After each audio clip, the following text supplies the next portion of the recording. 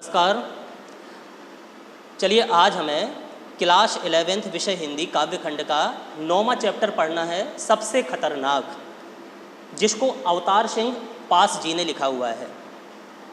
तो सबसे पहले तो लीजिए थोड़ा सा इनका जीवन परिचय हम समझ लें, जान लें। तो कवि पास जो थे, इनका मूल नाम अवतार सिंह संधू था और इनका जन्म हुआ था 1950 ईस्वी में तलवंडी के सलेम गांव, जो ज़िला जालंधर पंजाब में है, वहाँ पर इनका जन्म हुआ था और इनकी मृत्यु हुई थी 1988 ईस्वी में। पास जो थे वो समकालीन उस समय के, अपने समय के पंजाबी साहित्य के महत्वपूर्ण कवि जाने जाते हैं। मध्यवर्गीय किसान परिवार में जन्मे। इनका परिवार किसान परिवार था, तो मध्यवर्गीय किसान परिवार में जन्मे पास की शिक्षा अनियमित ढंग से, सही ढंग से न चल सकी, अनियमित ढंग से स्नातक तक जैसे तैसे उनकी शिक्षा हो गई। 1967 ईस्वी में पास बंगाल के नक्सलवादी आंदोलन से जुड़ गए और विद्रोही कविता का नया सौंदर्य विधान विकसित कर उसे तीखा किंतु सृजनात्मक तेवर उन्होंने दिया। पास की कविताएं विचार और भाव के सुंदर संयोजन से बनी। जो भी आप उनकी कविताएं सुनेंगे तो उनमें आपको उनके विचार मिलेंगे, उनके भाव। तो विचार और भाव के सुंदर संयोजन से बनी गहरी राजनीतिक कविताएं हैं, जिसमें लोक संस्कृति और परंपरा का गहरा बोध मिलता है। पास जन सामान्य की घटनाओं पर आउटसाइडर की तरह, जैसे आउटसाइडर हो, इस तरह से प्रतिक्रिया व्यक्त नहीं करते, बल्कि इनकी कविताओं में वह व्यथा आपको मिलेगी। जब उनकी कविताएं आप सुनेंगे, पढ़ेंगे, तो उनकी कविताओं में वह व्यथा, वह निराशा और गुस्सा नज़र आता है, जो गहरी संपृक्तता के बिना संभव नहीं है। पास ने जन चेतना फैलाने के लिए, लोगों में जानकारी देने के लिए, लोगों को जागरूक करने के लिए अनेक साहित्यिक सांस्कृतिक कार्यक्रमों का आयोजन भी किया और शियाड़, हेमज्योति, हॉक, 8047 आदि पत्रिकाओं का संपादन भी इन्होंने किया। कुछ समय तक अमेरिका में रहे। पास कुछ समय के लिए अमेरिका में भी रहे और परिवर्तनकारी आंदोलन में सक्रिय होने के कारण इन्हें जेल भी कई बार जाना पड़ा। पास कविता का उपयोग हथियार की तरह करते थे कि हम लोगों का हथियार तो ये कलम है, इससे हम ऐसी ऐसी कविता लिखेंगे तो कि लोगों की पढ़कर के पूरी की पूरी विचारधारा बदल जाए। यही कारण है कि योद्धा कवि अलगाववादी ताकतों के खिलाफ लड़ते हुए ही शहीद हो गया। यहाँ ली गई जो कविता, जिसका शीर्षक सबसे खतरनाक लिया गया है, वैसे आपसे कोई पूछे ये सबसे खतरनाक मूल पंजाबी से, उन्होंने पंजाबी भाषा में लिखी थी क्योंकि पंजाब के निवासी थे, और इसका हिंदी रूपांतरण किया गया। फिर इस पंजाबी कविता का हिंदी रूपांतरण किया गया है, जो किया है चमन लाल जी ने। तो ये सबसे खतरनाक है। पहले इसका हम सारांश सुन लें, क्या क्या खतरनाक होता है। उनके कहने का आशय है पास जी का कि सबसे खतरनाक प्रगतिवादी चेतना की कविता है। सबसे खतरनाक प्रगतिवादी कविता, चेतना की कविता। कवि पाठकों को, इस कविता में कवि पाठकों को अन्याय के विरुद्ध डटकर खड़े होने की प्रेरणा देना चाहता है। अपनी इस कविता में प्रेरणा देता है कि अन्याय के विरुद्ध हम डटकर खड़े हों। कविता का सार कुछ इस प्रकार है, पहले सुन लीजिए, फिर आपको हम व्याख्या सहित कविता पढ़ाएंगे। कहते हैं कवि कि मेहनत का लुट जाना, हमारी मेहनत लुट जाए, पुलिस की मार सहना, पुलिस की मार भी हम सहें, गद्दारी लोभ का शिकार हो जाना इतना खतरनाक नहीं होता। ये सब चीज़ें जो बताई इतनी खतरनाक नहीं होती। सहमी सी चुप्पी में सिमट जाना, सहमी सी चुप्पी में सिमटे रहना, कपट के शोर में दब जाना, कपट के शोर में दब जाना, और संघर्ष के लिए कसमसा कर रह जाना, लेकिन संघर्ष न करना इतना बुरा नहीं है जितना कि मुर्दा होकर के शांत जीवन जीना, मुर्दा होकर शांत जीवन जीना, ये ज़्यादा खतरनाक है। अच्छा, और आगे क्या कहते हैं, सब कुछ सहन कर जाना, रोज़मर्रा के जीवन में खो जाना, हमारे सपनों का मर जाना, प्रगति के साथ कदम ना मिला पाना, ये सबसे खतरनाक होता है। ठीक है कि नहीं, सपने हमारे मर जाएं, सब सपने समाप्त हो जाएं, रोज़मर्रा के जीवन में सिर्फ हम खो जाएं, ठीक है ना। तो ये खतरनाक बताया है। अच्छा, और क्या समझाया है कवि ने इस कविता में, आप लोग पढ़ेंगे कि जो आँख जड़ हो जाती है, जो आँख जड़ होती है, जिसमें प्यार को महसूस करने की कोई ताकत शेष नहीं रहती, जो रोज़मर्रा की ढर्रेदार जिंदगी के गर्क में हो जाती है, वह खतरनाक होती है। वह चाँद खतरनाक होता है जो हत्याकांड के बाद भी, अगर हत्याकांड हो गया और आंगन पर आसमान में देख रहे कि चाँद दिखाई दे रहा, हत्याकांड के बाद वह चाँद खतरनाक होता है जो हत्याकांड के बाद भी हमें कचोटता नहीं है। अच्छा, उस गीत को भी कवि ने खतरनाक बताया। कौन सा गीत खतरनाक होता है? जो हमेशा करुण रस के भाव व्यक्त करके सहमे हुए लोगों को और डराता है, वह गीत भी खतरनाक है। वह रात खतरनाक है। कौन सी रात को खतरनाक कवि ने बताया है? जो जिंदा आत्माओं, जिंदा व्यक्ति, जिंदा आत्माएं, जिंदा आत्माओं पर उल्लू और गीदड़ की तरह चिपकी रहती है जो रात, ठीक है कि नहीं, उल्लू और गीदड़ की तरह चिपकी रहती है, वह रात भी सबसे ज़्यादा खतरनाक होती है। अच्छा, दिशा को भी कवि ने खतरनाक बताया है। कौन सी दिशा खतरनाक होती है? वह दिशा खतरनाक होती है जो आत्मा के सूरज को खिलाने की बजाय, आत्मा के सूरज को खिलाने की बजाय मुर्दा धूप के टुकड़े को ही अपना लेती है। वह रात खतरनाक होती है, वह दिशा भी खतरनाक होती है। यानी कि इस पूरी कविता में जब आप पढ़ेंगे, उनके कहने का मेन सार यह है, आशय यह है कि मुर्दा संस्कारों को ढोने की बजाय आत्मा की पुकार का रास्ता चुनना, जो हमारी आत्मा की पुकार है, वह रास्ते का हम चुनाव कर लें, ठीक है, वो श्रेष्ठ है। तो ये सार अभी हमने बताया। अब आप आइए अपनी कविता पर, चलिए सुनिए ध्यान से। शुरुआत की जो पंक्तियां हैं, कवि पास जी लिखते हैं, क्या कहते हैं कि मेहनत की लूट सबसे खतरनाक नहीं होती। मेहनत की लूट सबसे खतरनाक नहीं होती, यानी कि हम मेहनत करते हैं और हमारी मेहनत का हमें पारितोषिक ना मिले, हमारी मेहनत व्यर्थ चली जाए, तो यही उनके कहने का आशय है कि मेहनत की लूट सबसे खतरनाक नहीं होती। यानी कि कवि यहाँ पर कहना चाहता है कि मेहनत के बदले हम लोग खूब मेहनत करें और मेहनत के बदले उचित मूल्य ना मिलना, मेहनत का हमें उचित मूल्य ना मिले, वह खतरनाक होता है, खतरनाक होता है। परंतु सबसे अधिक खतरनाक बात नहीं है वो, अभी बताएंगे सबसे खतरनाक क्या है। तो हमारी मेहनत के बदले उचित मूल्य ना मिले, वो खराब तो है, बुरा तो है, लेकिन सबसे खतरनाक नहीं है। आगे की लाइन क्या कह रही? पुलिस की मार सबसे खतरनाक नहीं होती। कवि क्या कहते हैं? कवि ने यह भी मान लिया कि पुलिस की मार पड़ना भी खतरनाक तो होता है, खतरनाक है पुलिस की मार, लेकिन सबसे खतरनाक उसको नहीं मान सकते, क्योंकि इससे भी अधिक खतरनाक बातें कुछ और भी हैं जो कवि बताना चाहता है, ठीक है ना। तो दो लाइन अभी आपने सुनी कि मेहनत की लूट सबसे खतरनाक नहीं होती, पुलिस की मार सबसे खतरनाक नहीं होती। यानी कि पुलिस की मार हम सह लें, पुलिस की मार हमें पड़ जाए, वो उतनी ज़्यादा खतरनाक नहीं है। हमारी मेहनत का उचित पारितोषिक हमें ना मिल पाए, वो भी उतना खतरनाक नहीं है। और आगे क्या कह रहे? गद्दारी, हम अपने देश के साथ गद्दारी कर जाएं, लोभ की मुट्ठी, यानी कि किसी लोभ में आकर के अपने देश के लिए हम खराब काम करें, देश के साथ गद्दारी करें, वो भी सबसे खतरनाक नहीं है। कवि क्या कहते? गद्दारी, लोभ की मुट्ठी सबसे खतरनाक नहीं होती। यानी कि कवि समझाना चाहता है कि लोभ में पड़ करके हम देश के विरुद्ध षड्यंत्र भी रचते हैं। अगर देश के विरुद्ध हम लोभ में आकर के कुछ षड्यंत्र भी रचें अपने देश के लिए, अपनी मातृभूमि के लिए, तो वो भी ज़्यादा खतरनाक नहीं है, वो भी ज़्यादा खतरनाक नहीं है। क्योंकि इस संसार में सबसे खतरनाक काम ये भी नहीं है जो अभी तक बताई, इनसे ज़्यादा खतरनाक चीज़ें कुछ और हैं जो आगे कभी बताएंगे।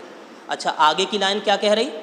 बैठे बिठाए पकड़े जाना बुरा तो है, बैठे बिठाए पकड़े जाना बुरा तो है।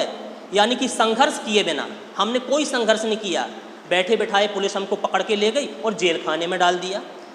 तो बिना संघर्ष किए बिना पुलिस द्वारा पकड़े जाना और जेल में डाल देना, ये बुरी बात तो है, बुरी बात है। और क्या कह रहे हैं आगे? सहमी सी चुप में जकड़े जाना बुरा तो है, सहमी सी चुप में जकड़े जाना बुरा है। अब सहमी सी चुप क्या है? यानी कि हमारे सामने अन्याय हो रहा है, अनाचार हो रहा है, तो अन्याय के विरुद्ध चुपचाप, अन्याय के विरुद्ध हम चुपचाप सहमे सहमे से पड़े रहें, अन्याय के विरुद्ध हम आवाज़ ना उठाएं, अन्याय के विरुद्ध कोई कार्य ना कर सकें और सहमे से बने रहें, ये बात भी कवि ने कहा है कि ये बात भी बुरी है। सहमी सी चुप में जकड़े जाना बुरा तो है, अन्याय के विरुद्ध हम कुछ ना कर पाएं तो ये बुरी बात कवि ने बताई है। लेकिन क्या कहते हैं, पर सबसे खतरनाक नहीं होता। कवि कहते हैं कि जितनी बातें अभी हमने ये बताई ये बुरी हैं, खराब हैं, ठीक है कि नहीं, लेकिन सबसे खतरनाक ये चीज़ें नहीं हैं, इनसे भी ज़्यादा खतरनाक चीज़ें कुछ और हैं। अब आगे कवि क्या लिख रहे हैं, आगे की पंक्ति में, कपट के शोर में, कपट के शोर में सही होते हुए भी दब जाना बुरा तो है। कपट के शोर में सही होते हुए भी दब जाना बुरा तो है। अब क्या कह रहा कवि यहाँ पर, इन पंक्तियों में कवि बताना चाहता है कि यह बात बुरी है कि चारों ओर छल कपट को देखकर भी व्यक्ति चुप रहे। यह बात बुरी है कि चारों तरफ जहाँ पर रहता है अपने चारों तरफ छल कपट को देखकर भी इंसान चुप रहे, उसके विरुद्ध कोई आवाज़ ना उठा पाए, ठीक है ना, यह बात भी बहुत बुरी है, यह बात बुरी है। और कवि आगे क्या कहता है, किसी जुगनू की लौ में पढ़ना बुरा तो है। जुगनू की लौ, जुगनू की लौ, जैसे जुगनू उड़ती है उसका प्रकाश कितना सा होगा, उसके प्रकाश में क्या हम पढ़ पाएंगे। अब यहाँ जुगनू से आशय अल्प बुद्धि वाले, जो कम बुद्धि वाले, कम दिमाग वाले, ठीक है कि नहीं, जिनको पूरी तरह से ज्ञान नहीं है, उनको हम गुरु बना बैठते हैं, उनकी शरण में चले जाते हैं।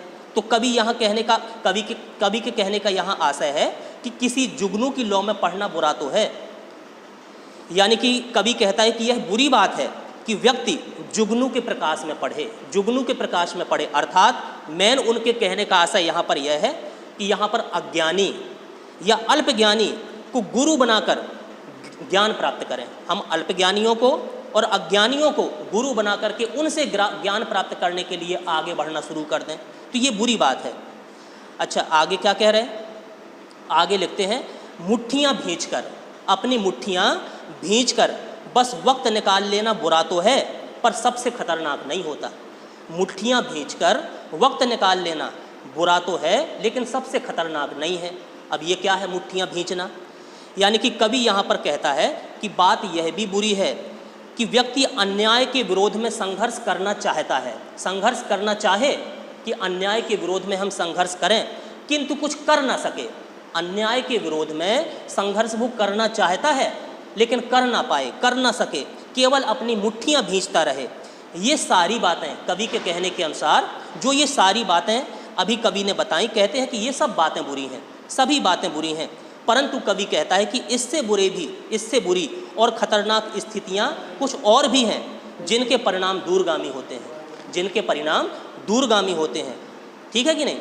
अब सोचिए, अब सबसे बुरा लेकिन है क्या, कवि किन चीज़ को सबसे बुरा कहता है, आगे इन पंक्तियों में बताता है कि वास्तव में सबसे बुरी चीज़ है क्या, सबसे खतरनाक चीज़ है क्या। सुनिए, कवि लिखते हैं, सबसे खतरनाक होता है मुर्दा शांति से भर जाना, मुर्दा शांति से भर जाना। अब ये है मुर्दा शांति से भर जाना, यानी कि मुर्दा शांति से, मुर्दा शांति मतलब होता है निष्क्रिय जीवन, निठल्ला जीवन, ये है मुर्दा शांति।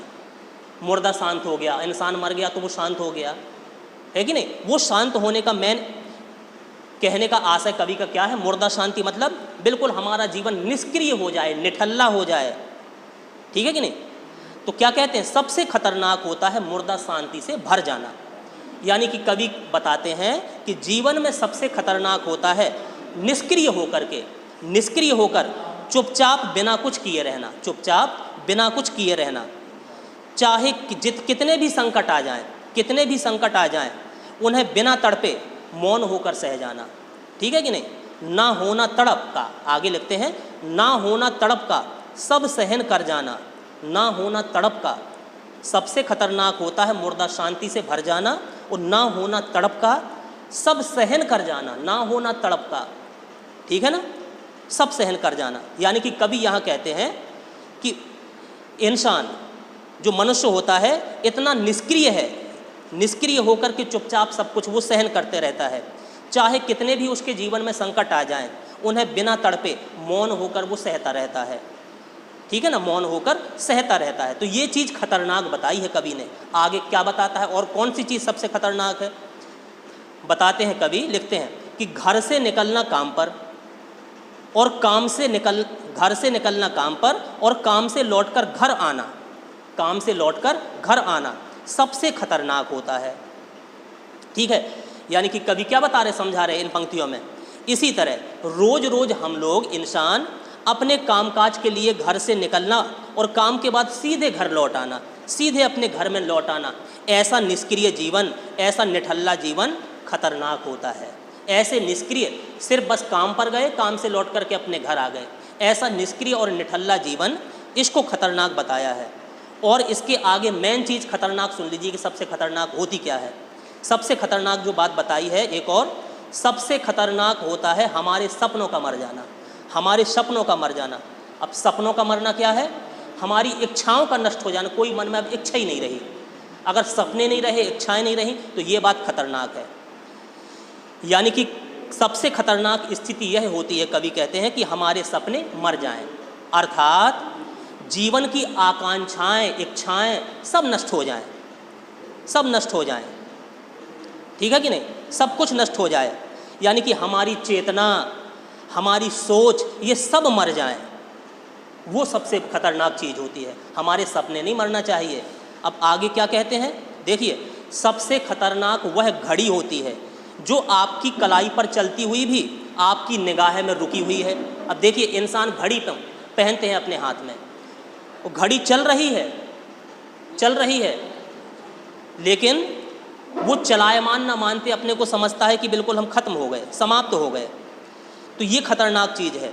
वह घड़ी सबसे खतरनाक होती है जो चलती हुई भी हमें ये सोचना चाहिए कि जीवन चलायमान है, लगातार निरंतर वृद्धि करता रहता है। इंसान सोचता है कि हम सदैव के लिए क्या बने रहेंगे। तो घड़ी को देख करके हमें ये सोचना है, अगर नहीं सोचते हैं तो वो खतरनाक चीज़ है, खतरनाक चीज़ है। तो क्या कहते हैं कवि, सबसे खतरनाक वह घड़ी होती है जो आपकी कलाई पर चलती हुई भी आपकी निगाह में रुकी है। यानी कि कवि क्या कहते हैं, कवि कहते हैं कि सबसे खतरनाक दृष्टि, अब घड़ी को काय से देखेंगे, हम अपनी आंखों की दृष्टि से ही देखेंगे।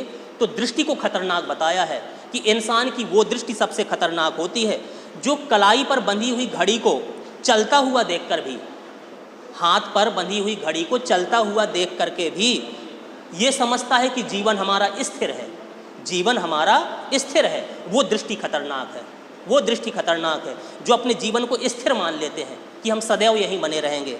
अर्थात मेन कहने का आशय कवि का ये है कि मनुष्य नित्य होते परिवर्तनों को देखते हुए भी, नित्य संसार में कितने परिवर्तन होते हैं, सुबह होती है, दोपहर होती है, शाम होती है, सूरज डूब जाता है, रात्रि होती है, लगातार निरंतर परिवर्तन होते रहते हैं। तो मेन कवि के समझाने का आशय यहाँ पर यह है कि नित्य होते परिवर्तनों को देखते हुए भी उसके अनुसार इंसान ना तो बदलता है और ना बदलने का प्रयास ही करता है, ठीक है, ना बदलना चाहता है, किंतु अपने वही ढर्रेदार, जैसा चलता आया ढर्रेदार मुर्दा जीवन को सच मानता है। तो ऐसा जीवन, ऐसी दृष्टि, ऐसी रात, ये सबसे खतरनाक है, ये सबसे खतरनाक है। अब आगे कवि क्या लिखते हैं, आगे की पंक्तियों में लिखते हैं कि सबसे खतरनाक वह आँख होती है जो सब कुछ देखती हुई भी जमी बर्फ होती है। जमी बर्फ, कुछ भी आँखों के सामने होता रहे लेकिन आँख हमारी जम गई, ठीक है कि नहीं। तो उस आँख को खराब बताया है कवि ने, खतरनाक बताया है। यानी कि सबसे खतरनाक वह आँख होती है जो सब कुछ देखती हुई भी जमी बर्फ होती है। यानी कि कवि के कहने का आशय यह है कि जीवन में सबसे खतरनाक वह दृष्टि होती है, वह दृष्टि जीवन की सबसे खतरनाक होती है जो सब कुछ देखकर भी, सब कुछ देखकर भी, आँखों के सामने सब चीज़ घटित हो रही है, सब कुछ देखते हुए भी कोई प्रतिक्रिया नहीं करती, कोई प्रतिक्रिया नहीं करती है, केवल जमी हुई बर्फ के समान जमी रहती है। जैसे बर्फ जम जाती है ना, उसी प्रकार से आँख भी जड़वत हो गई है, बिल्कुल जमी सी, कुछ प्रतिक्रिया उसमें नहीं उठ रही है। वो आँख, वो दृष्टि सबसे खतरनाक होती है। आगे क्या लिख रहे हैं कवि, जिसकी नज़र दुनिया को मोहब्बत से चूमना भूल जाती है, जिसकी नज़र दुनिया को मोहब्बत से चूमना भूल जाती है, जो चीज़ों से उठती अंधेपन की भाव पर ढुलक जाती है, अंधेपन की भाव पर ढुलक जाती है। यानी कि इन पंक्तियों का कहने का आशय कवि का यह है कि जो दृष्टि हमारी है, जो दृष्टि संसार से प्रेम नहीं कर पाती, जो दृष्टि संसार को प्रेम नहीं कर पाती, जो अंधेपन और कट्टरता भरी बातों को ही सच मानकर ठहरी रहती है। बिल्कुल अंधापन आ जाता है जीवन में, तो अंधापन और कट्टरपन की बातों को सुनकर ही सच मानती रहती है। जो, और आगे क्या कहती है, जो रोज़मर्रा के क्रम को पीती हुई, रोज़मर्रा के क्रम को पीती हुई एक लक्ष्यहीन दोहराव के उलट फेर में खो जाती है। अब यहाँ पर मैन कवि के कहने का आशय यह है कि जो रोज़मर्रा की जड़ जीवन धारा को ही निभाती चली जाती है। रोज़मर्रा का जीवन, बस हम सुबह उठे, ये काम किया, रात हो गई, सो गए, बस रोज़मर्रा का वो जो ढर्रा हमने बना लिया उसी पर चलते रहे। वास्तविक लक्ष्य को हम प्राप्त नहीं कर पाए, किस लिए हम आए थे ये लक्ष्य को हम नहीं जान पाए। तो यही बात सबसे खतरनाक कवि ने बताई है कि जो रोज़मर्रा की जड़ जीवन धारा को ही निभाती चली जाती है, जो दृष्टि बिना किसी लक्ष्य के रोज़ रोज़ की बेकार की बातों को थोड़े बहुत उलट फेर करके और उसको दोहराती रहती है, वह खतरनाक होती है। वह दृष्टि, वह जीवन खतरनाक होता है। इसके कारण जीवन हमारा क्या हो जाता है, व्यर्थ हो जाता है, उसमें कोई नई गति नहीं आ पाती है। तो कवि ने इन चीज़ों को सबसे खतरनाक बताया है। और भी कुछ पॉइंट बताए हैं जो जीवन में सबसे खतरनाक हैं, सुनिए आगे। सबसे खतरनाक वह चांद होता है जो हर हत्याकांड के बाद वीरान हुए आंगन में चढ़ता है, पर आपकी आँखों को मिर्चों की तरह नहीं गड़ता है। ठीक है कि नहीं, मिर्चों की तरह नहीं गड़ता है। तो वह सबसे खतरनाक वह चांद होता है जो हर हत्याकांड के बाद वीरान हुए आंगन पर तो चढ़ता है, लेकिन आपकी आँखों को मिर्च की तरह नहीं चुभता है, न गड़ता है। तो यहाँ पर कवि के कहने का आशय यह है, किस चांद को कवि ने खतरनाक बताया है। कवि कहते हैं कि वह चांद सबसे खतरनाक होता है जो हर हत्याकांड के बाद हत्या के शिकार जिनके परिवार में हत्या की गई, जो हत्या से सताए हुए हैं, तो हत्या के शिकार लोगों के सूने आंगन पर चढ़ता है, फिर भी उन लोगों की आंखों पर वो खटकता नहीं है। अब इसके कहने का आशय कवि का ये है, मेन चीज आशय यह है उनका कि जब लोगों के साथ घोर अत्याचार और नरसंहार किए जाते हैं, अत्याचार किए जाते, नरसंहार किए जाते हैं, ठीक है कि नहीं, तब भी उनके आंगन में आस्था, ये चंद्रमा काय का प्रतीक है, आस्था विश्वास का प्रतीक माना है इसको कवि ने। यहाँ पर आस्था विश्वास के प्रतीक जो चंद्रमा आंगन पर उगता है ना, तो क्या कहते हैं कि नरसंहार अत्याचार कितना भी मनुष्य के साथ होता रहे, तो उसके आंगन में आस्था, विश्वास, शांति और भगवान भक्ति के नाम पर मनमोहक बातें ही की जाती हैं। आश्चर्य यह है, कवि को ऐसी चीज़ों से आश्चर्य लगता है, उनको आश्चर्य इस बात पर लगता है कि बातें पीड़ित लोगों की चढ़ाती नहीं हैं। उनके साथ इतना अत्याचार अनाचार हो रहा, फिर भी कुछ कर गुजरने की उनमें साहस नहीं उत्पन्न हो पा रहा। तो ये बातें जो होती हैं, शांति की बातें लोग बात करना शुरू कर देते, तो ऐसी शांति की बातों को सुन करके, अपने आंगन में चढ़े हुए इस चांद को देख करके क्यों उनकी आंखें नहीं गड़ती हैं, क्यों ऐसी बातें उनको नहीं चिढ़ाती हैं, उन्हें हत्याकांड करने वाले लोगों के प्रति वो बातें, वो शांति की बातें क्यों नहीं भड़काती हैं, बल्कि उन्हें शांत ही करती हैं। इसलिए वो चंद्रमा शांति का प्रतीक है, आस्था का प्रतीक यहाँ पर माना गया। ऐसी शांति, अगर ऐसी स्थिति में भी इंसान शांत हो गया, जैसे चंद्रमा आंगन पे आ गया, आँख में नहीं चुभ रहा, नहीं गड़ रहा, तो ऐसी शांति बहुत खतरनाक होती है। इससे मानवीय समस्याओं का कोई हल नहीं हो सकता। आगे कवि कहते हैं, सबसे खतरनाक वह रात होती है, सबसे खतरनाक वह रात होती है जो जिंदा रूह के आसमानों पर ढलती है, जिसमें सिर्फ उल्लू बोलते हैं और हुआ करते गीदड़ हमेशा के अंधेरे बंद दरवाज़ों पर और चौगाटों पर चिपक जाते हैं। ऐसी रात सबसे खतरनाक। कैसी रात? यानी कि इन पंक्तियों के माध्यम से कवि समझाता है कि वह रात, उस रात्रि को कवि ने सबसे खतरनाक बताया है। किस रात को? जो जीवित आत्माओं के संसार पर आ गिरती हैं, जीवित आत्माओं के, जीवित इंसानों के संसार पर जो रात घेर ले। कैसी रात? जिस रात्रि में क्या हो, जिसमें सिर्फ उल्लू बोले और गीदड़ हुआ करते रहें। ये उल्लू और गीदड़ हमेशा के लिए बंद हुए कमरे, दरवाज़ों और चौखटों पर जाकर के चिपक जाते हैं। यानी कि यहाँ पर कवि के मेन कहने का आशय, समझाने का आशय यह है, अब जहाँ पर गीदड़ और उल्लू चिपके रहें, यानी कि यहाँ रूढ़वादिता पर प्रहार किया है। आशय उनका कहने का यह है कि वे अंधी रूढ़ियाँ अंधी रूढ़ियाँ, अंधी परंपराएं सबसे खतरनाक होती हैं। अंधी मूढ़ मान्यताएं सबसे खतरनाक होती हैं, जो जीवित मनुष्यों के मनों पर सवार हो जाती हैं, जीवित मनुष्यों के मन पर सवार हो जाती हैं।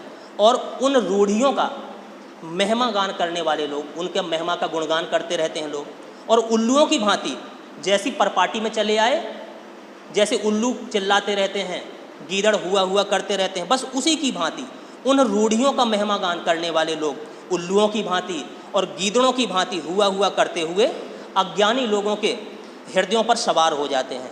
वे उन्हें रूढ़ियों को तोड़कर बाहर नहीं निकलने देते। तो ऐसी रात खतरनाक होती है। आगे लास्ट लाइन है, इसको आप सुन लीजिए ध्यान से। अब एक दिशा को भी सबसे खतरनाक कवि ने बताया है। कौन सी दिशा? लिखते हैं कवि कि सबसे खतरनाक वह दिशा होती है जिसमें आत्मा का सूरज डूब जाए और उसकी मुर्दा धूप का कोई टुकड़ा आपके जिस्म के पूरब में चुभ जाए। वह खतरनाक दिशा होती है जिसमें आत्मा का सूरज डूब जाए।